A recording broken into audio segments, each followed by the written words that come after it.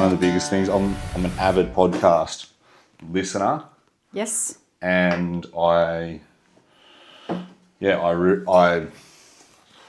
sort of been on the fence for quite a while about it. Mm-hmm.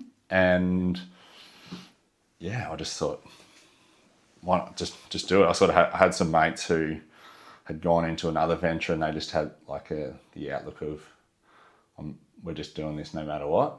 And I sort of thought to myself, I really should do the same instead of thinking about it. Actually, just do it. So love people that act on their. Yeah, exactly. Well, I should credit.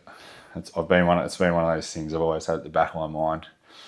And I've interviewed. I'm only 10 podcasts in, so it's still quite early. But I've interviewed some people from all different walks of life, and that continues. Thank you very much. You're welcome. Yeah, I was slightly intimidated looking through the ones that you published already. I'm like, high performance athlete. I'm like, where do I fit in here?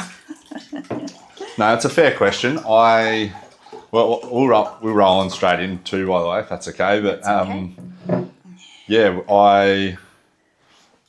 I started the podcast and then I started reaching out to people, and I didn't have a face to the brand or anything at that point. So there was a little bit of apprehension from people, naturally. And then as I've started to get a few more out, people can see, I guess, a little bit more of who I am.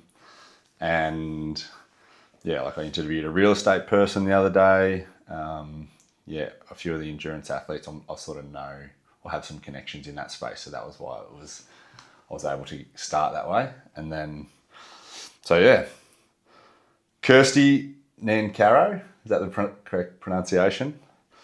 Former ABC journalist, author and media trainer, more than 30 years in experience in the media and communications. You've covered a lot of stories. There's a couple I'll touch on, but I would be here forever to go through them all. Founder of Regional Media Training, founder of Women in Media Far North Queensland, and the author of Himalayan Dreams, which is a pretty cool story. I was also co-founder of Emotion Video Training and Production. Right. But I've stepped away from that company now. That's in Cairns or... Yep. And quick one before we get into the episode. This episode is sponsored by Exert Fitness. I actually know the boys behind Exert, Ben and Isaac, and I'm excited to partner with them because they genuinely live and breathe discipline and consistency. They are two normal Aussie blokes who decided they wanted more from themselves, became extremely disciplined and consistent, and completely transformed the way they live and operate. These days, they are taking on wild endurance and ultra events, and they're all in on building the brand properly. They train hard, live it every day, and the brand reflects that. Their gear is elite, super comfy, great quality, and built for everything from everyday wear through to ultra events. Use code PROTOCOL15 for 15% off. That's PROTOCOL15. Link to their store and socials is in the show notes. And what was that? It's still running. Production company? Not just video production, but actually teaching people smartphone video skills. Right. Great. Well, you've already given me my first very useful tip. Thank you. I'm not sure we can see the mat here on screen, which hopefully helps with some of the noise and echo. So thank you very much for that. You're welcome. This interview for me is a fair bit out of my depth in terms of, as we've mentioned, I've spoken to some people in the, I guess, endurance athletes, and that's probably more of where my world is. But this is the sole purpose of the podcast, to speak to anyone really. But I've done a fair bit of research, and there's some cool stories to touch on. I was going to just jump straight into the book writing of Himalayan Dreams, which is a story about Som Tamang, if that's a correct pronunciation of that, who is a Nepalese fellow who you met in Cairns, and then it seems the story evolved quite a bit from there. Yes. How did you meet Som? I was working at the ABC here in Cairns as a news reporter at the time, and on Anzac Day 2015, as we were commemorating our fallen soldiers, there was a disaster unfolding in Nepal. It claimed 9,000 lives, displaced hundreds of thousands of people, and had been the worst earthquake to hit Nepal in more than 70 years. So I turned up to work on the Monday morning after that, because that was on the weekend, and it was a story that we were trying to find a local angle on, and I saw the front page of the Cairns Post was featuring Som, who lives in Cairns, and his organisation, Friends of Himalayan Children, was involved in providing a hostel and support for children to go to school in his village. And all of that had been levelled by the earthquake. So I reached out to him, and he surprised me by, he just sounded pretty casual on the phone for somebody who had just found out that he lost his brother. And he was very happy for me to come around to his home and interview him. So I went around there with a cameraman, and we spoke to him as he was preparing to go to Nepal to help. He was worried that because his village was rural, it sort of overlooks the Langtang range in the Himalayas, that his village and others like it might be A, hard to get to, but B, in dire straits, because the government was pouring efforts and aid into the capital city and to the Everest region, because they're so dependent on tourism. And he thought, if I don't get back over there and start mobilising some help, people will die from starvation or lack of shelter, whatnot. So I met this man who was he's such a go-getter, and covered the fact that he was visiting Nepal, and we actually organised for ABC 7:30 crew to meet him over there in Kathmandu and travel with him back to the village. So it was very emotional seeing that story of him returning to his village to reunite with his mother and father, who just lost their son, his sisters and his brothers, and start to literally pick up the pieces in his village, but also mobilise support for other rural villages. And so I kind of kept in touch with him as he was coming back and forth. And actually, when he was on his way back, another earthquake hit in another part, and it was all happening again. He was back one night, and he said, I have to go back. So I became really interested in this person who I'd never heard of before. I didn't know about Friends of Himalayan Children. And I've always had a bit of one of my main motivations for becoming a journalist was that ability to be a voice for people, to help. I've always had a charity mindset. So it really kind of spoke to me what he was doing, particularly the focus on getting girls into education. Because when he went to school, and at that stage it only went to grade 5, it was very unusual for any girls in his village to go to school. It just wasn't done. They were expected to help around the farm and raise the younger children, and then get married early themselves and move to their husband's village. So they didn't have it wasn't seen as important for the girls to have education. But he always felt that was wrong. And I learned some way down the track that all of this motivation that he had started because he really saw the benefit of education for changing lives, and he tried to get his own education, complete his own education, ended up following a village uncle to Kathmandu and got trapped in a slavery situation when he was 10. So he was a child slave for a couple of years before escaping from that and finding his way home. And he was like, this is not happening to my sisters, brothers. That's how he started doing his support, trying to get them into education. So I was very inspired by him, and continued to interview him in the months after the earthquake. And he eventually reached out to me to see if I would MC their very first International Women's Day fundraising dinner in 2016. And it was on that night that we started sponsoring the first of 3 girls that we've supported. Yeah. And we're still supporting them today. Wow. One is 16 now, one is 19, and one is in Japan. She, Wow. yeah. So we've continued to do that. And I also decided on that night that I would go and volunteer over there at some point. Yeah. So I ultimately went over there at the end of 2016 for a month. Never been a teacher before. Always loved mentoring journalists. Yeah. But had never been a teacher before. My dad was a teacher, and I was having a bit of a personal crisis at that point, and had taken some leave from the ABC. Yeah. And I thought, what can I do? And I ended up going over at that point, and it was deep end stuff. But I was able to see for myself the value and the impact of Som's work on the ground. And so I came back with 2 decisions made. One, I needed to work as a trainer and start my own business if need be to do that. Yeah. And 2, that I needed to write this man's story. Write a book. Wow.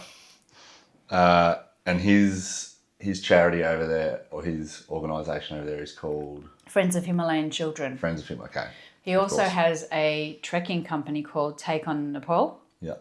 And they run it from their shop called Himalayan Dreams at the Pier Shopping Centre in Cairns. Yeah. And what's unique about that is it's focused on recruiting women guides. So at the time he started doing that, that wasn't happening in Nepal. It's a very male-dominated industry. Yeah. And there was lots of pushback, but he thought there was no reason why the girls from the village cannot be guides. Yeah. They're very strong. They're carrying loads of grass and other crops on their back up and down the mountains every day. They're super fit. Yeah. They want to work. They want to have that opportunity to engage with foreigners and learn different languages and expand their horizons. So he made that possible by creating a trekking company that was focused on women. Wow. How did Som end up in Australia and Cairns? I don't want to give too much away because I like people to read that in the book. Of course. But let's just say it was connected to his own work in the trekking industry, Yeah. which opened up a world for him as well. Yeah. But he was very keen to pursue his education. So he managed to come to Australia and finally finish his schooling here at TAFE. Yeah. And then he was the first person in his village to go to university and graduated from JCU. Wow. And so he runs a Himalayan trekking company out of Cairns. That's right. Presumably, he has customers Australia-wide or maybe Worldwide. Worldwide. Yeah. Yep. It's got a lot of American customers, a lot of European customers. Yep. And they have this unique, maybe it's not unique, but I like to say it's special offering where you can go and combine some volunteering in Batase village with trekking. Yeah. And so he's got an amazing team of guides and volunteers with Friends of Himalayan Children, leaders he's developed, many of whom actually came through the hostel as children and are now community leaders, and they are managing the operations over there. So Som goes over maybe once or twice a year now. Okay. Yeah, awesome. And the process of writing, is that the only book that you've, not the only book, is that the first book? There may be more to come, but the process of writing a book, getting the story, how do you go about that? It's very different to journalism, I can tell you, because you're used to these instant wins. You can see at the end of the day what you've produced when you're working in a newsroom. So you get that instant gratification and ego boost, and you don't get that writing a book. It's a very lonely process. Yeah. So I suppose you start with the idea that you want to do it, and then you've got to make it happen. So you've got to do the research. So I returned to Nepal in 2018 and actually did Everest Base Camp with Som and his partner Susan, and many of the girls who I'd taught 2 years before, who are now trekking guides. So that was an amazing experience. And I thought, I didn't particularly want to do that challenge. I'd never been on my bucket list like it is for so many people, but I thought if this is the only way that I get to spend time with Som in his environment and really get a sense of his world, and also spend time with those girls and capture their stories, then this is what I need to do. And also it was a fundraiser for a library, so that was, again, spoke to my charitable side. So that was the research for the book in 2018, and then I did a series of interviews with Som after that as well. As I kind of progressed the themes of the book, and it took me about a year and a little bit to write. So I took some time out of the workforce to do that. It was 2020, it was COVID. Okay. I was working for Queensland Health by then. I'd left the ABC. And it was my husband who said, you know that business that you were going to kick on with and the book that you were going to write? And he's like, I reckon... He gave you the... Yeah, he gave me the nudge because I was kind of back in the workforce, recovered somewhat and back in the flow. But these other things were kind of pushed to the side, and he sort of gave me a nudge, and we put some money away for 6 months, and he's like, right, I think you should hand in your resignation. I think it's time to get these projects happening. And then COVID happened. So they wanted me to stay a bit longer at Queensland Health. So I stayed till the middle of the year. And then I thought, right, it's time to do this project. And almost as soon as I'd made that decision, I managed to secure a Regional Arts Development Fund grant from the Cairns Regional Council. And I thought that is the final sign from the universe that now is the right time. It has to happen. Yeah, it has to happen. I can't put my fingers in my ears and go la la la anymore. So the process was from the conception to publication was about 7 years. Wow. Because it took 2 years to actually get it published as well. And what are the challenges of writing a book for the many, many people who won't probably write one? Discipline. Yeah. And I think this applies to really, because you're doing it sporting prep just as for well. Yourself, you have to work out what works for you. And I tried all different things. People were recommending an app for this, or take yourself away on a retreat or block off time. And I was trying to run a business as well at that time, a fairly new business. So I had to play around for months with what was working for me, and I tried to dedicate a day or a couple of days, and I work really well in the morning. So when it got down to it, I found my best writing time was actually like 4:30 in the morning on a Sunday. No disturbances, nothing to distract me, and I could just pour it out. Whereas other days I'd set aside for writing and I wouldn't produce much as well. I got some really good advice from Virginia Trioli, former ABC News breakfast presenter. She wrote a book, and I said, what can you share? And she's like, even if it's crap, just make sure you write 500 words a day. Right. Just to keep exercising that muscle. True. So you do have to push through. Yeah. There's a lot of icky moments where you're just like, oh, this is crap, and this is never going to fly. And I had put that pressure on. This is somebody else's life story I'm telling. There's a huge responsibility to that, to do it well. And I'd never written a book before. Yeah. So I'm sort of someone that puts a lot of pressure on themselves. So there was definitely that there, and it was a bit of a lonely process. Yeah. So it's quite an antisocial career to go into, writing books. But also I learned a lot. Like, I found there was a lot of therapy for me in writing the book, because there's some of my story in there as well, and initially there was more of my story in there. Yeah. But just the process of getting it down and out of my body, out of my head, was really therapeutic. Yeah. But I also liked the fact that it engaged my journalism skills in a different way, because I am a curious person, and as I started learning more about Som, and it was really hard to find out because he doesn't give much away. He's a very humble person. So most of the things in the book I found out from other people, and then took them to him and he verified them. But it led me down all these paths I didn't think I would go down. Like, I interviewed Conrad Anker, the famous mountaineer, because he had a connection with the trekking girls, and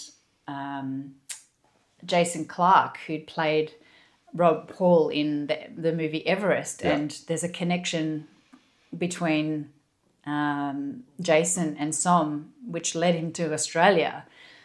And before that, Malcolm Kennard, another Australian actor, there's a very dramatic story involving those two in there. So I got to interview all these people as part of the book that was never part of the plan. Never part of the plan, but it just kind of evolved, and I really did enjoy that part of much like you doing this, sitting down and just having a conversation and just being really stimulated by all the fascinating details of people's lives. Yeah.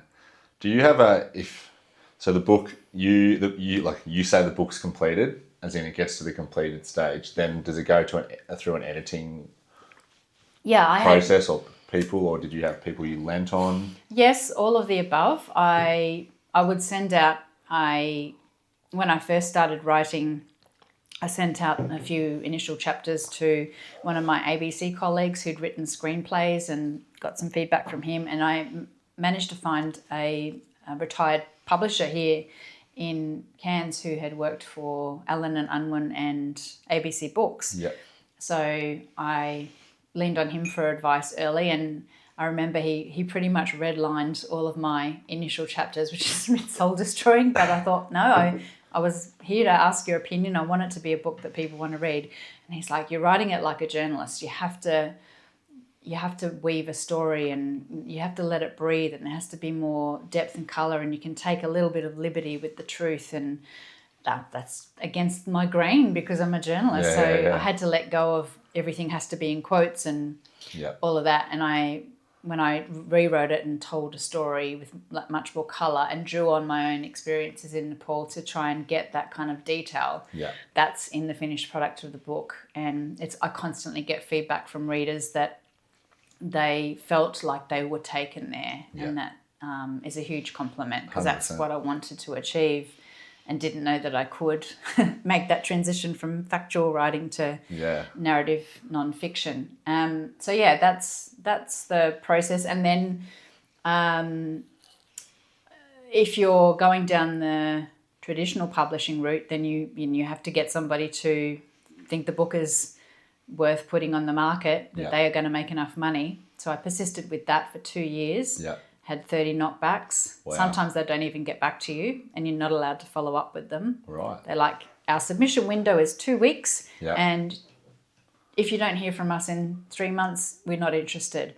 And I did follow up with a couple who said, we never saw that. So you just have to have faith that your email gets there and somebody's looking at it. But it is really difficult. It's really, really difficult. So ultimately, I went down the independent publishing route, and only because a guardian angel stepped onto the scene, had seen an article that Som and I had done with the ABC, wanted to read the book, reached out to me, found me, and reached out to see where she could get it.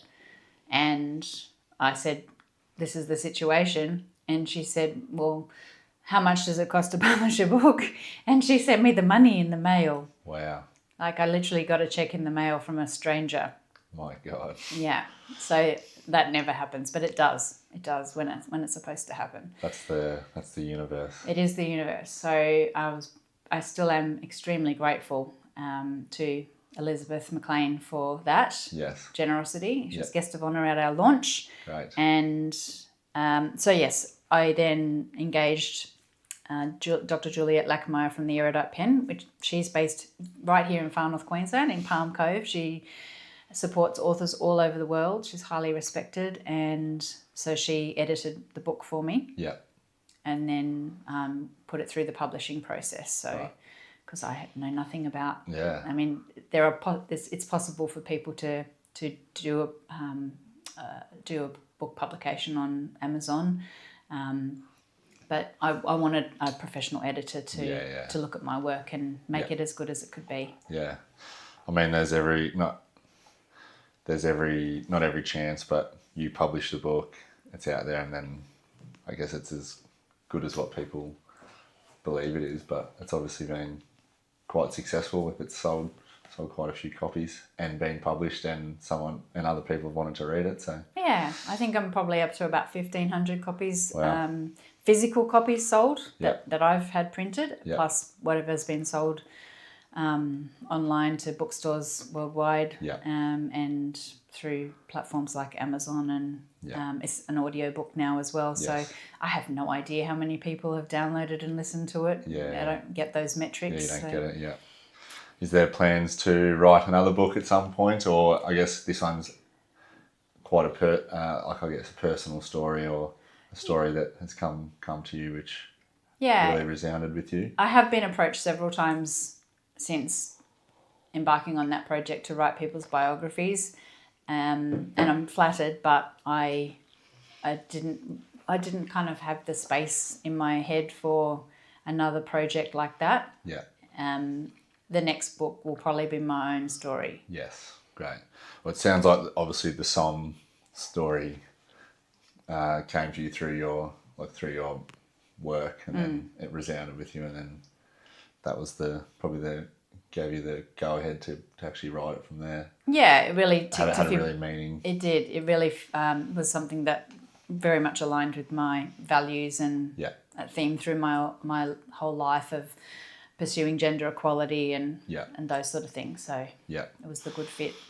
Yeah, that's all. It's a very good story. I have commenced listening to it. I won't lie. I haven't listened to the whole thing yet, but I will be doing so.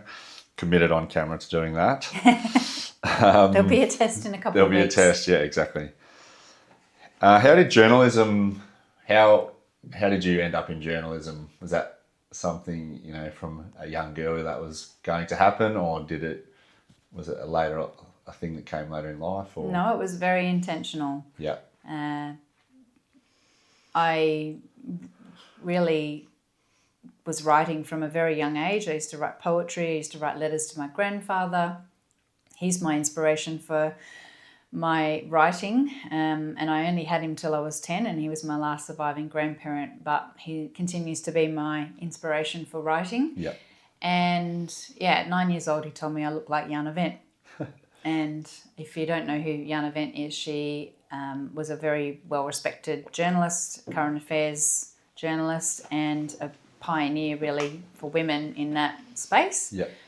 And it kind of stuck from there. I went, right, I'm going to be a journalist. So it's a very young age to have decided what you're going to do, but everything I did after that was geared towards that career as a journalist. So I was on the school newspaper as the editor, and then I couldn't wait when I left school to, I did all my work experience at newspapers, and then I got into university in Sydney where I grew up. Yeah. But I was applying for cadetships at the same time because I just couldn't wait to get in the newsroom. Yeah. And I got a cadetship, so I put the uni on hold for a few years and got stuck in. And I bloody love it. Just being able to talk to people, interesting people.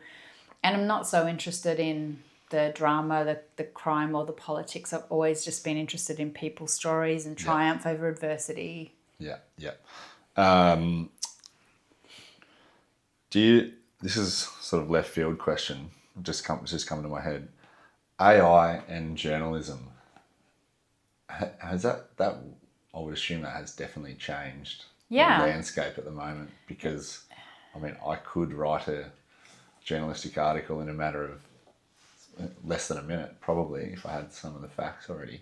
Yeah. How is that impacting the It's been a really industry? challenging space. The Media, Entertainment and Arts Alliance has been very active in that space, the Copyright Agency as well, because it affects books and authors as well. I don't know what's in your feed, but for a time I had my whole Instagram feed was, this is how I make thousands of dollars a month by writing books that I didn't actually write using AI. And it's for me, it's fundamentally wrong. 100%. And actually, it's interesting. I've had a few conversations with people or read things only in the last week where there seems to it's turning. People are starting to reject AI generated stuff, 100%. And they're like, we just want real again. This was fun. It was novel, but now we want real again. So I'm hoping in the journalism space that things settle. But yeah, it has been a very challenging space to navigate. And I think the main issue is how it. I mean, jobs were already being lost in the media through technological shifts and the movement to digital audiences. I mean, the ABC's a classic.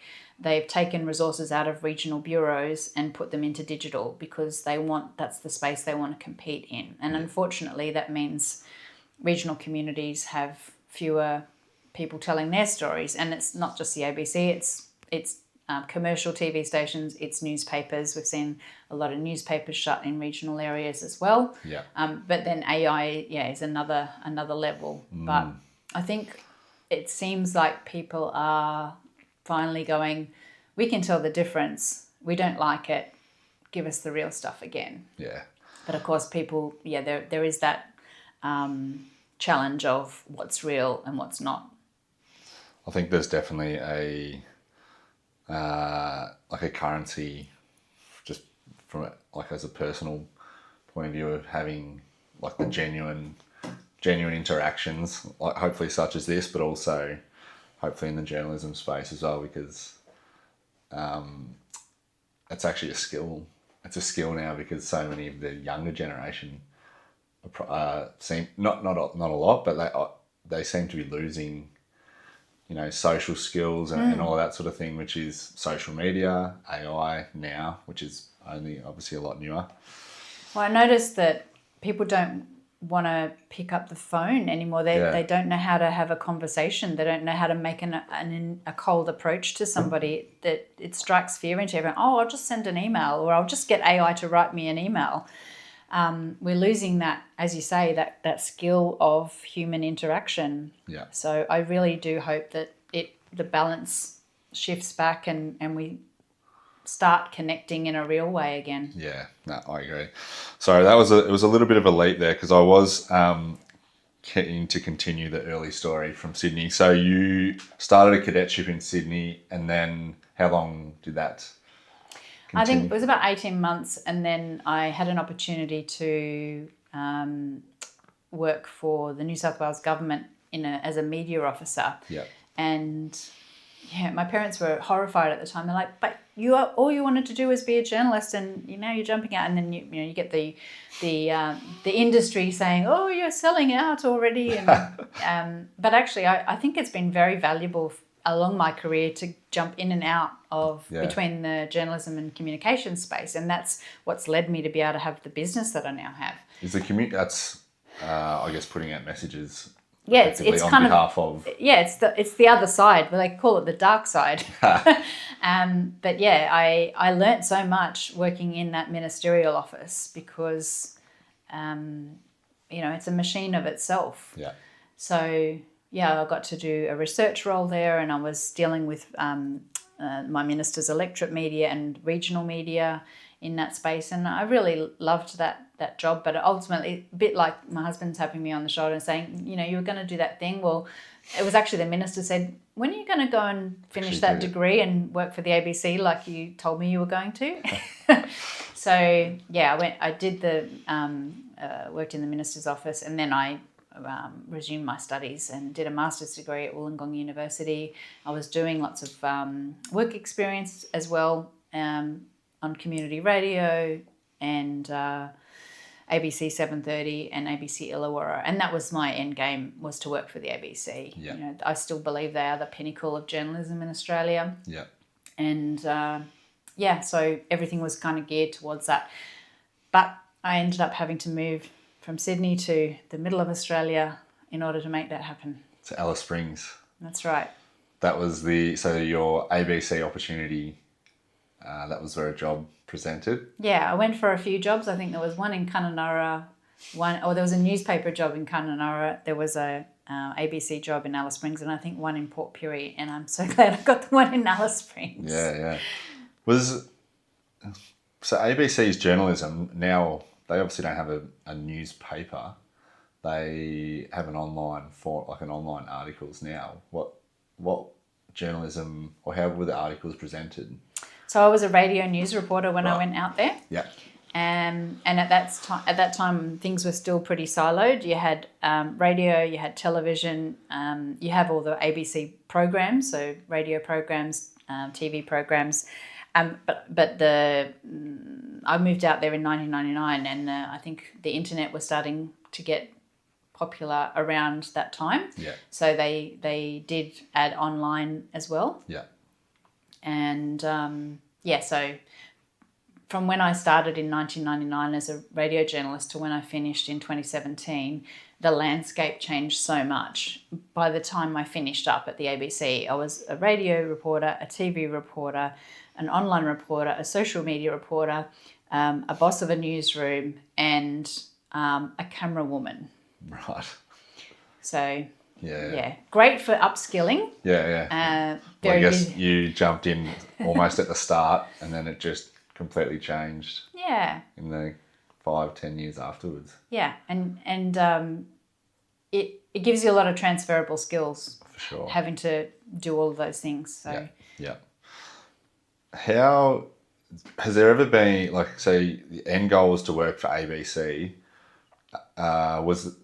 Was there ever an end goal to work for like a commercial station, like a Seven or like a Herald Sun or not a News goal Corp or whatever? Not a goal, but when I was a baby journalist, I did dabble with wanting to get into TV. So I do remember writing and sending resumes off to Win and Seven. And I did do a few shifts for Prime Canberra. Yep. And yeah, I don't know where the tapes are now, but that I would seriously cringe if I watched them. I remember doing one about St. Patrick's Day, and but you know, that's all part of the journey. So For sure. So yeah, and I was doing work experience at Channel 9 News on the weekends when I was at the Minister's office as well. So yeah. I did work for commercials, and even though I was working for the ABC here in Far North Queensland, any new journalist that came to town, whether they were at the newspaper or Seven or Win, I would take them under my wing and provide some mentoring and just help them with settling in here. And so many of those commercial journalists have gone on to great things, foreign correspondents covering Olympics and press gallery and all of that. So Yeah. I'm pretty proud of my commercial colleagues as well. You would have met, I'm sure there's probably plenty of big names that you've worked alongside throughout the years. The moving from Sydney to Alice Springs, they're fairly quite different places. How did that all go? And so you said you were working multiple roles in Alice Springs office. One role in the newsroom as a radio journalist, but just the nature of the evolving landscape of news meant that I eventually did TV as well and online as well, and then all of the other things. So, moving from Sydney to Alice Springs, it was the change that I was ready for at that time. I lived all the city life and everything, but I honestly had always felt that I should have been born in the country. My dad was born in Gloucester in northern New South Wales, and at one point he tried to convince my mum to move out to Broken Hill because he dabbled in geology for a while. And I honestly think I would have been pretty happy there, because I think I arrived in Alice Springs, knew nobody. I'd been there once before on a school trip, so I didn't have much of a sense of the place. And, you know, arrived in my hotel room and had a big ball and went, what the hell have I done? I was 23. And then by, that night I'd been taken into the office, met everybody. They're like, oh, we have a Friday night drinks here with the lawyers. And there was this community. And then from there was other plans made. And by the time the weekend had finished, I was like, I had a new home and a community like I'd never experienced in Sydney. And I think people have very extreme reactions to Alice Springs. They either fall in love with it, which I still am. I consider it my home, not Sydney, or it's too much and they don't last very long. Yeah. So I was in the first camp. And yeah, I've made friends for life there. We just had a little reunion of some of my friends, and then we've known each other for more than 20 years. Wow. So That's amazing. yeah. It's obviously Alice Springs has, like, some of the media attention of late has probably not been too positive. No. And I've only ever travelled there, travelled through there on a school trip a few years ago now. But I guess when you were there, it obviously had a positive impact on you. It did. And like there were still social problems. Of course, as everywhere has. But you made your own fun there. I think that's what I liked about it. Everything's on tap in Sydney, and it's almost overwhelming, the choice that you've got. And it takes so long to get across town or organise anything with people that you just kind of give up.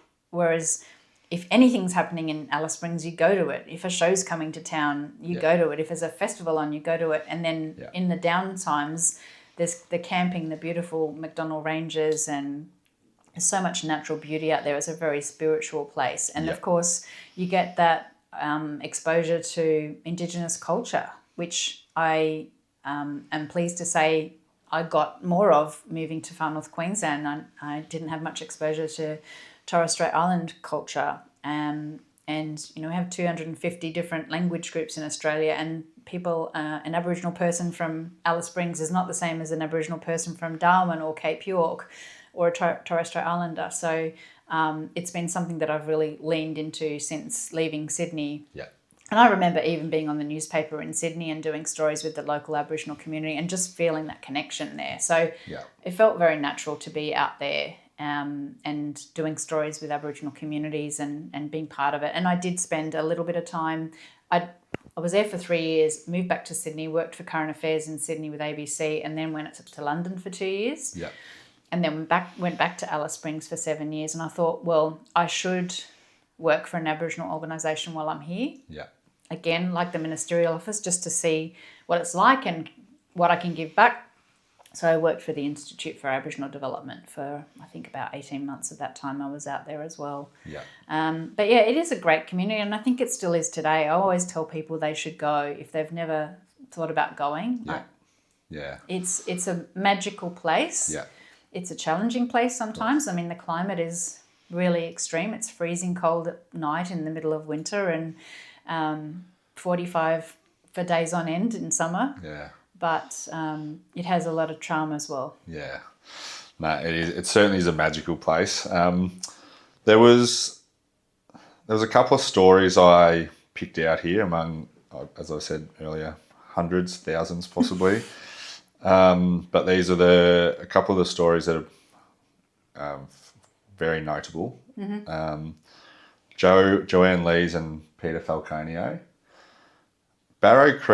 Is Barrow Creek is that around Alice Springs? It's a few 100 kilometres north of Alice Springs. Yeah. So Were you in Alice Springs when that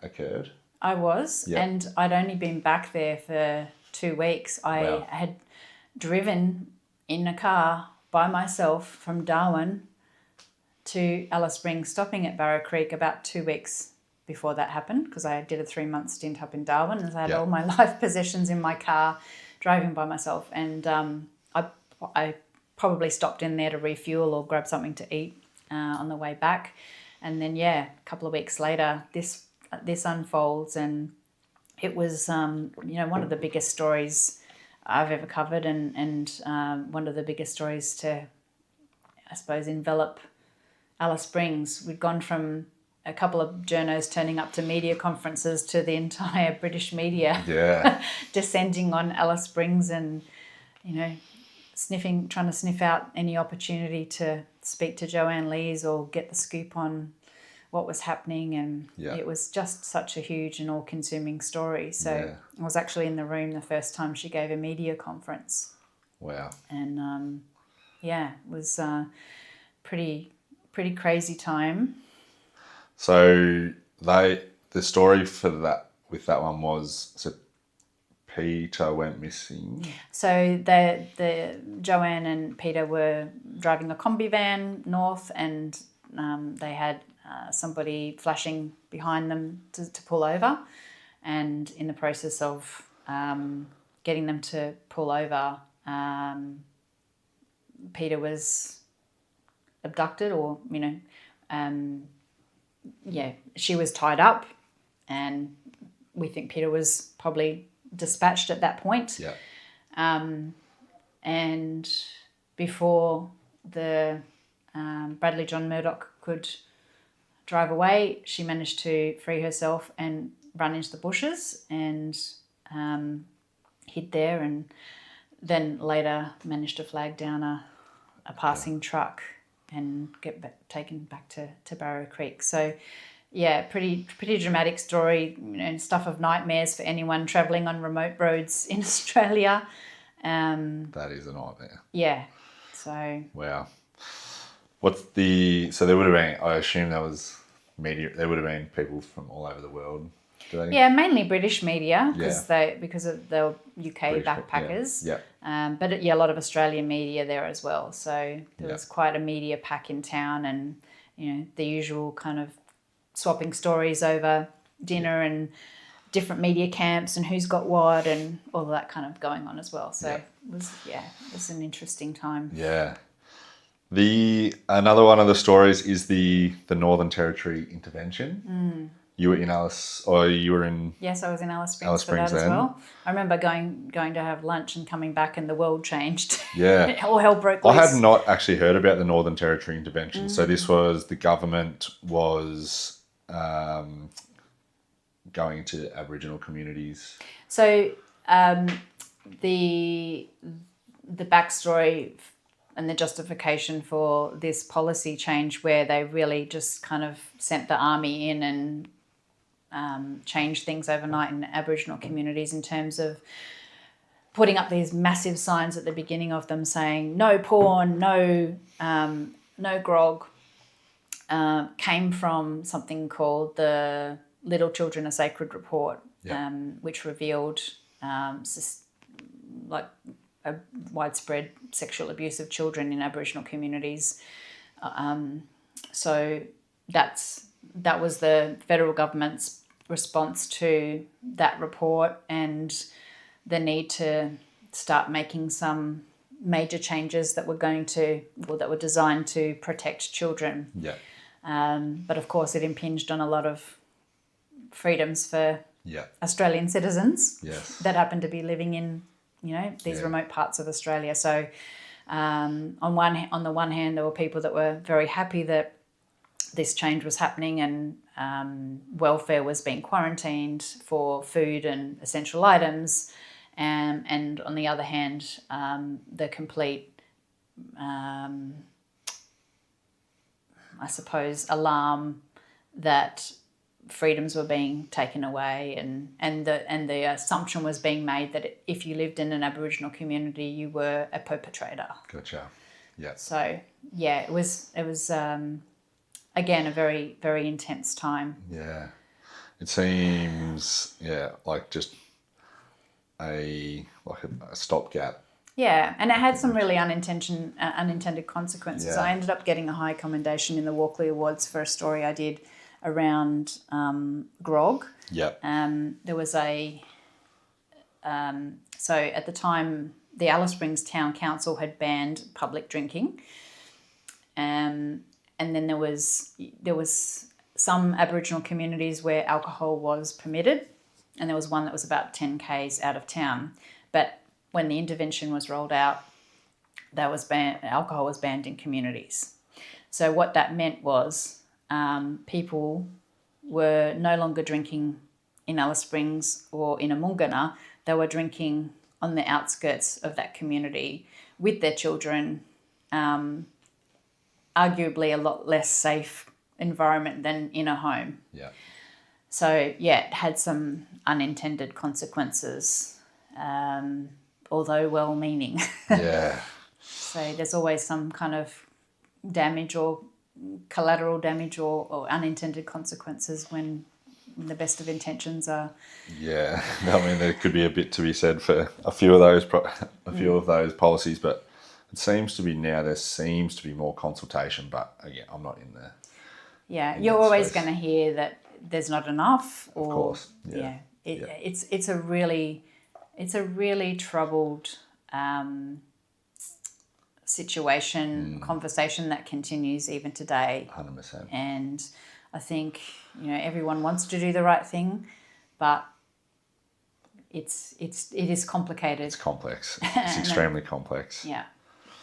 It's and the more we see our elders dying, and the next generation was lost. In many respects, has at least in part been lost to grog, and there's this sense of hopelessness. So and that's what kind of leads to the kids going, well, we're not getting the support at home, so we're just going to form our own families, essentially, these gangs where they feel a sense of belonging.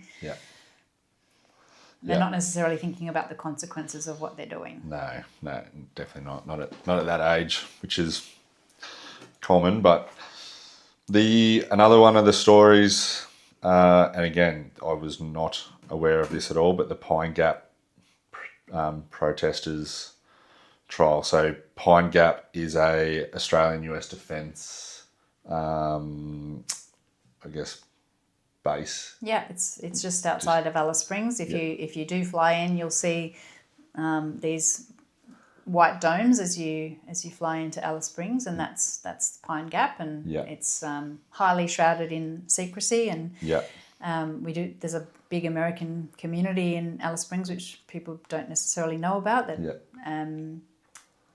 which adds a certain flavour to living there as well. Sure. I dated someone from Pine Gap for a while, and they're all cleaners and gardeners. Right.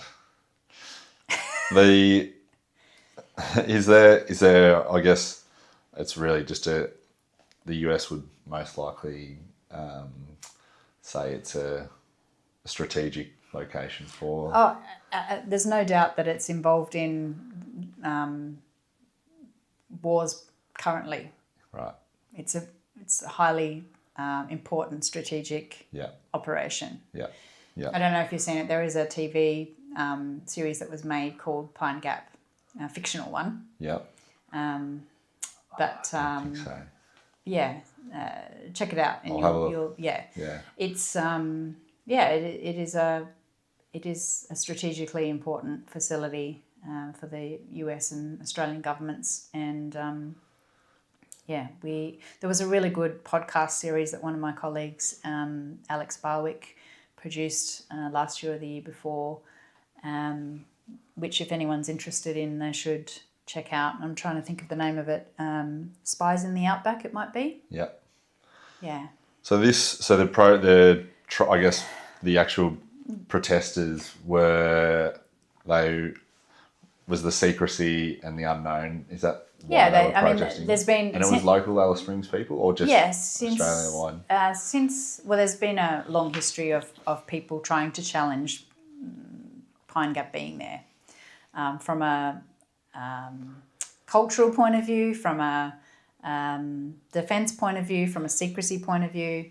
And so, these individuals took it upon themselves to enter the premises and actually were facing trial, and they represented themselves. So it's a long time ago, so don't ask me too many details. But it was, again, a fascinating place. You wouldn't think so many national stories would happen in the middle of Australia, but it was a very interesting place to be at that time in my journalism career. Yeah.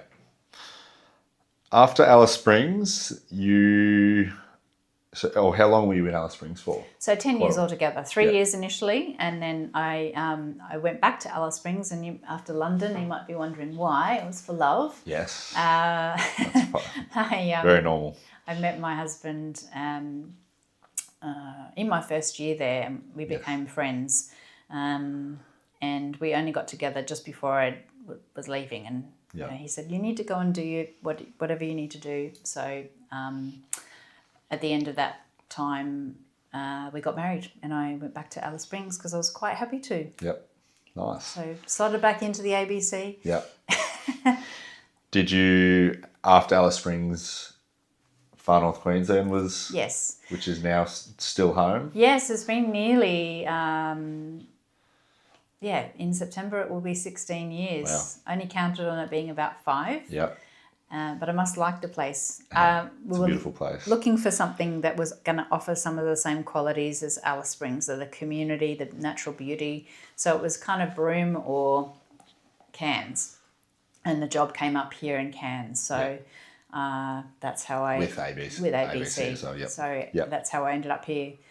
As much as I loved Alice Springs, there was not going to be any more career progression for me there. And there's only so many Camel Cups, desert races, Henley on Todds, Yep. Bangtail Musters, and horrific murders you can cover without going, that's enough. Well, the 3 stories we covered were, yes, they're not common stories. So you had seen everything that would happen regularly there, or it was hard to top what you had there.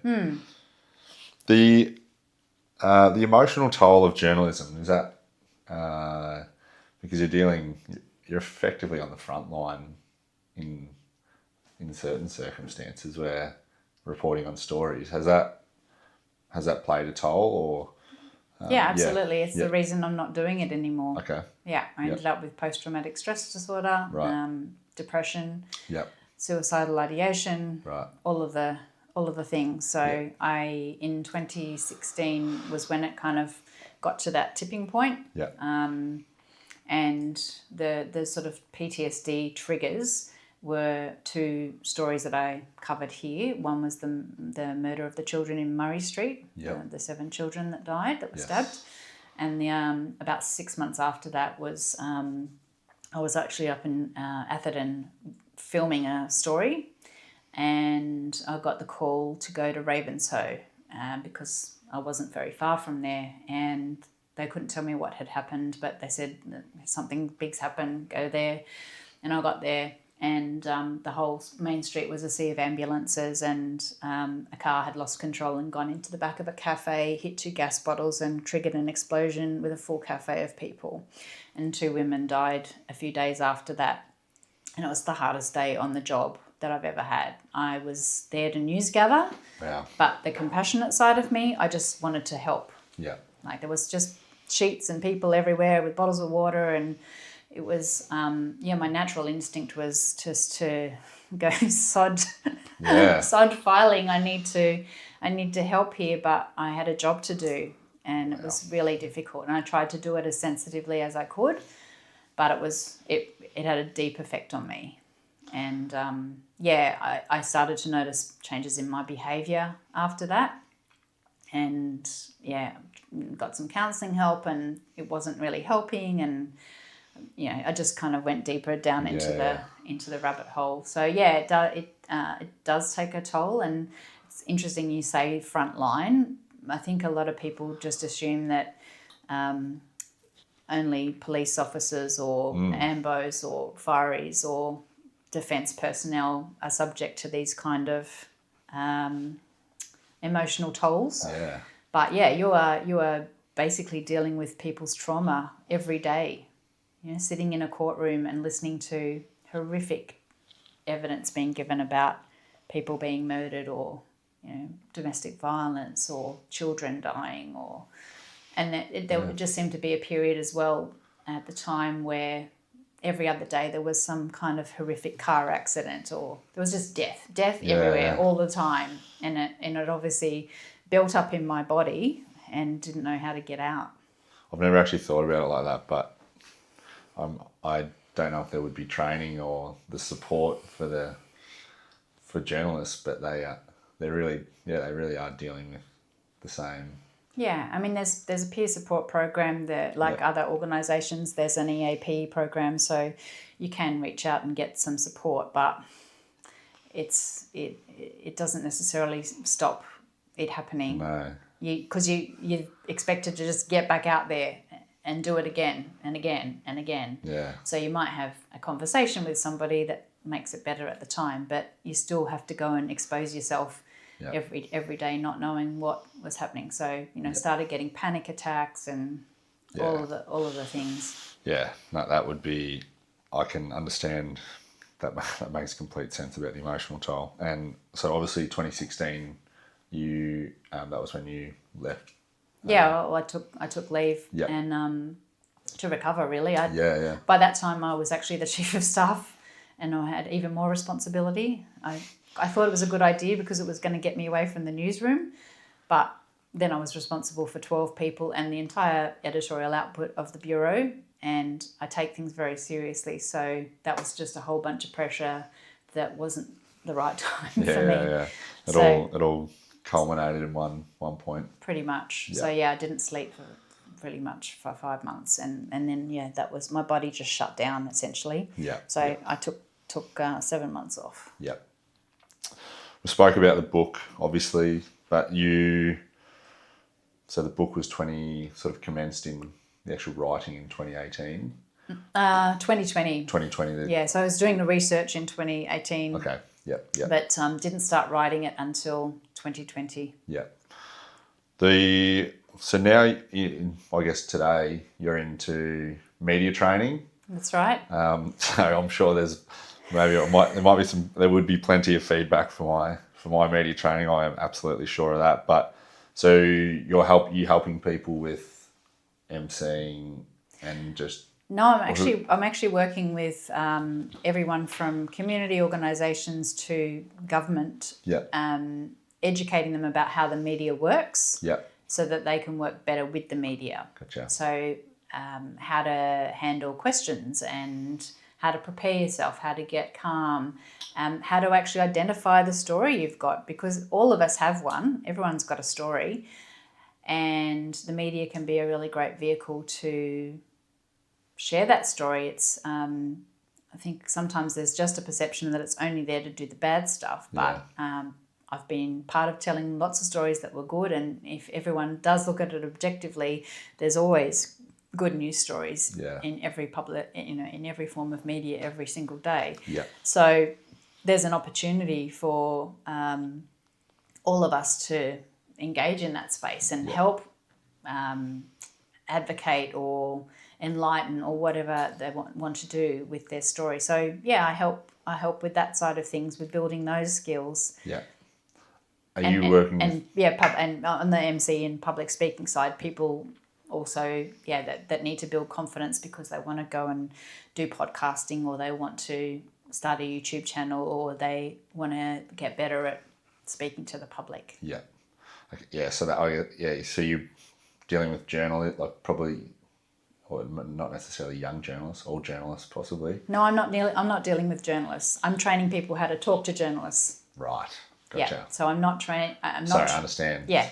Company. So media, not training people how to be in the media, but training people how to deal with the media. Yeah. So you were dealing with who do you work with? Like companies. Government. Yep. Corporate sector. Yep. First Nations organisations. Yep. Not-for-profits, peak bodies. Anyone not journalists. Basically, I'm empowering them all to be better at talking to journalists, because I think I'm trying to do a dual role, because journalists get frustrated, right, when people don't get back to them or they fluff around in interviews. Yep. So by giving people extra skills in that space, I'm trying to help journalists get more of what they need as well, so they get less frustrated. Yeah. So the process is smoother. So it's a win-win. Yeah. So I did a session here in Cairns late last year, which was disaster focused. So through the Chamber of Commerce, so businesses came in and agencies from all different sectors, and I ran a workshop on having a communications plan for disaster, and how you'd write a media release if you needed to put something out to let people know that it's business as usual or it's not, or just giving people a bit of insight into what journalists need from them in those kind of disaster situations, so that they can handle it a bit better and be prepared. Yeah. No, that makes sense. You have I think I mentioned earlier, it's the founder of Women in Media, Far North Queensland. How did that come to be? Well, I was a long-term union girl with the Media, Entertainment and Arts Alliance, and I was on the Federal Council for the union in Alice Springs and also in Far North Queensland and on the Queensland branch. And they started a national organisation called Women in Media. It was actually started by one of the members in WA, Vicky Laurie, who was he ended up being co-chair. Yep. And yeah, so I was kind of going to representing the regions at the Media, Entertainment and Arts Alliance meetings, and there was talk about this Women in Media group. So they encouraged me to open a branch in Far North Queensland, so I did. Great. And we had Caroline Jones, who's no longer with us, an icon of the Australian journalism industry. Yep. Did our launch in 2014, and we brought some pretty high-profile speakers up. I mentioned Virginia Triola before. We had Karina Carvalho, who's now working in commercial. Joanne McCarthy, who was instrumental working for the Newcastle Herald in busting open the sex abuse stuff in the Newcastle region. Yeah. Tracy Spicer. So yeah, pretty proud of what we created, and it was a network not just for women. Men can come along too to the events. Yeah. To just basically have a support network for anyone working in media up here. And I'm no longer directly involved in the committee, but I still help and still go to all of the events. Yeah, that's awesome. What is there? I guess being a woman in the media career from late 90s all the way until the mid 20 or to 2016, I suspect there would be some challenges and whatnot for women back then, or it was. Yeah, I mean, I would be almost be certain there would have. Yeah, there was a lot of sexism and misogyny. I'm just thinking back to my very first workplace, and there was a female journalist when I first arrived at the paper, but she left, and it was just myself and the three blokes, and it's a very different landscape today. Things that were tolerated then would not be tolerated today, and I have to say my colleagues did treat me with respect then, but I remember getting a phone call from my editor offering me the job, and he said, before I offer you the position, are you 18? Like, when would that be asked as a condition of employment these days? And I said, yes, why? And he said, because we go to the Blacktown Workers Club every lunchtime and play pool with the other journalists from the other papers. Right. And I don't know if I wouldn't have got the job if I wasn't.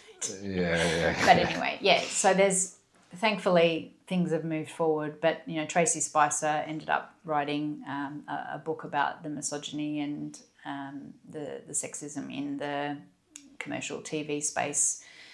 So yeah, you do have to put up with a bit of that, and I don't know if you've seen it, but if anyone's watches the Newsroom that was aired, I think there was 3 seasons on ABC. You can probably still catch them on iView. That's set in a commercial TV newsroom in the 80s, and it's very close to the truth. Right. Shockingly. Yeah, right. So definitely have been challenges and pioneers like Jan Event, like Carolyn Jones, who have kind of pushed the envelope, and people like Tracy Spicer calling out behaviour like that in newsrooms that's changed things for the rest of the journalists today. Yeah. I know there's a few movies and whatnot, probably more Hollywood based, but yeah, definitely. But definitely with an element of truth. Yes. Yeah. I don't know if I've got too much else. I thank you very much for joining. As I said, this is not really my world, but I'm very appreciative of you taking your time to come in to my little humble studio here. My pleasure. I was expecting you might ask me a question about my exercise regime, given that all your other talent. You can give us your exercise regime, or is it? I'm actually a pretty active person. Yes? I'm not into marathons or weightlifting or anything like that. But yeah, we live in such a beautiful place. Beautiful part of the world. Actually, there is one thing I do want to ask you. Yes. I think you said your Wednesdays were not. Wednesdays might not work for you because of. Volunteering at the Turtle Rehab Centre. Volunteering at the Turtle Rehab Centre. Yes. Talk me through I've no idea. I obviously turtles from the reef Yes. need rehab for various reasons. Yes, not drinking. Not drinking, yes. But yes, unfortunately, many of our turtles ingest plastics from the ocean, or fishing line that's been discarded, or they get caught in nets, or they have boat strikes. There's some neurological diseases that can affect them. And we're fortunate enough here to have Jenny Gilbert, who started the first turtle hospital in Far North Queensland, and there's now 4 branches of that. Yep. And so I actually, when I was having my crisis in 2016, the first thing I did was go and seek out a volunteering opportunity with animals, because I thought that's going to be good for me. And I ended up at the Turtle Rehab Centre in Portsmouth, which doesn't exist anymore. But I really found that healing going along there and just doing mundane things like taking the bones out of squid and peeling prawns and vacuuming up turtle poo. And they listen to all your problems and they don't ask for much. And it was very, very nice. So in the last 6 months, I've gone back to volunteering. I've freed myself up a little bit more to do things that mean a lot to me, spend time with my family, do some travel, do some more volunteering, and makes my heart very happy to go out to Fitzroy every Wednesday. There's 2 turtles out there at the moment, Shaz and Sheldon, and the one was bitten by a shark and had some damage to her shell. The other one ingested a fishing line and then was struck by a boat when he was at the surface. So one of his flippers had to be amputated, and the other one is in recovery. We do some rehab on that. So, yeah, that's... So the rehab is located on Fitzroy? That's right. Yeah. Yeah. So we get some school groups through there sometimes. So we do tours as well to educate people about making better choices with single-use plastics and just thinking a little bit more about the everyday actions that they can take to help the turtles. But the ultimate goal with the turtles that get to the rehab centre is to get them to a point where they can be released. So I've been to a few turtle releases, which is a very, very special. That is. Fitzroy's a beautiful place. Yeah, and we saw a manta ray on Wednesday, which was just incredible. Wow. It's a beautiful place out there. I'm sure there could be far worse ways to spend your Wednesdays than heading out there. Yeah, I have to pinch myself sometimes, and I still often do work out there because you can work anywhere if you're self-employed and you've got a phone. You can work anywhere. So I'm literally sitting there in my hammock after volunteering with a couple of hours before the boat arrives, and I'm sending off proposals and teeing up meetings, and I was like, well, I may as well do it here. Work. That's that's a very... People would aspire to have that, to be doing that. That's for sure. No, thank you very much. I appreciate you giving me your time. Who knows? We might be able to sit down again at some stage and chat more about some other stories and whatnot. But yeah, thank you very much. Thank you, Darcy. No worries. Thank you.